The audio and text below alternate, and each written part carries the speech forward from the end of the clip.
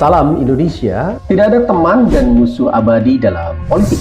Yang ada adalah kepentingan sejati. Adagium itu masih berlaku, yang terkenal dari ucapan Marcus Tullius Cicero 2100 tahun lalu, seorang negarawan, orator, ahli hukum, dan filsuf Romawi. Kita bersyukur, bahagia, dan bangga, alhamdulillah, pertemuan silaturahmi antara Megawati Soekarno Putri Presiden RI kelima, Ketua Umum PDI Perjuangan, dengan Prabowo Subianto, Ketua Umum Partai Gerindra, sekaligus Presiden Republik Indonesia terpilih 2024-2029 adalah peristiwa politik yang sangat signifikan, terutama karena keduanya memiliki sejarah panjang sebagai teman seperjuangan, sebagai rival, maupun sebagai aktor kunci dalam konstelasi dinamika politik nasional. Silaturahmi yang memancarkan rekonsiliasi ini semoga benar-benar terjadi secara substantif dan bukan hanya simbolik, mengirimkan pesan kuat kepada dunia bahwa Indonesia siap menjadi kekuatan yang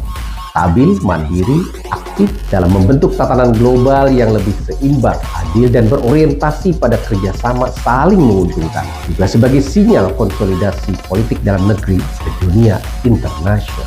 Islah atau rekonsiliasi ini juga memperkuat citra bahwa Indonesia tengah memasuki fase stabil pasca pemilu.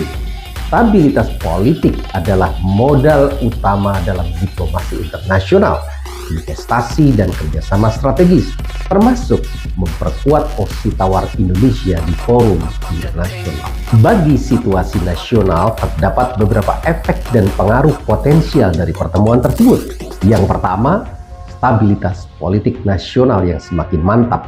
Pertemuan tersebut bisa menjadi sinyal kuat rekonsiliasi politik di tingkat elit yang bisa meredam potensi konflik dan memperkuat stabilitas nasional, terutama menjelang isu reshuffle kabinet. Kedua, menunjukkan koalisi pemerintahan yang lebih solid.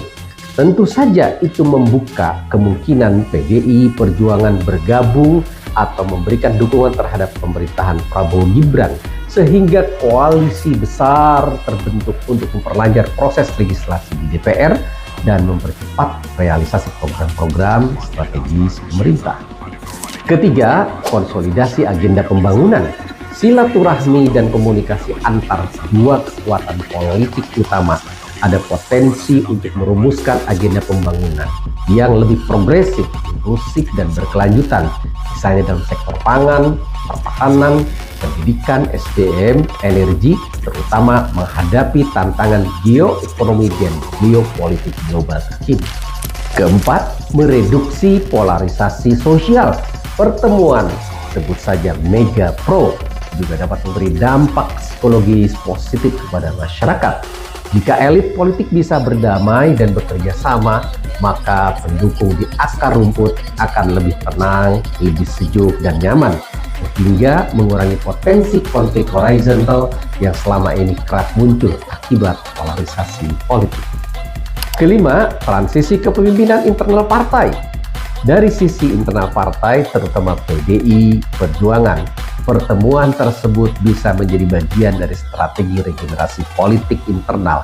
Megawati mungkin sedang mempersiapkan jalan bagi Puan Maharani untuk menjadi tokoh yang lebih dominan ke depan, termasuk kemungkinan koalisi baru dan rekonsiliasi baru menuju 2029. Keenam, dampak pada oposisi. Jika PDI Perjuangan akhirnya masuk dalam pemerintahan, maka oposisi akan semakin kecil, meskipun bisa saja berdampak negatif pada fungsi check and balance dalam demokrasi. Saya yakin di tengah tantangan dalam dan luar, di hamparan samudera bergelombang, Presiden Prabowo semakin confident, semakin kuat dan tangguh untuk menghadirkan kemajuan dan memenangkan kepentingan nasional rakyat Indonesia dan berpengaruh bagi sistem dan persaingan global. Selamat bertugas, Bapak Presiden. Terus mengepakkan sayap Garuda dalam perjalanan diplomasi ke mancanegara demi wujudkan cita-cita bagi Indonesia Raya.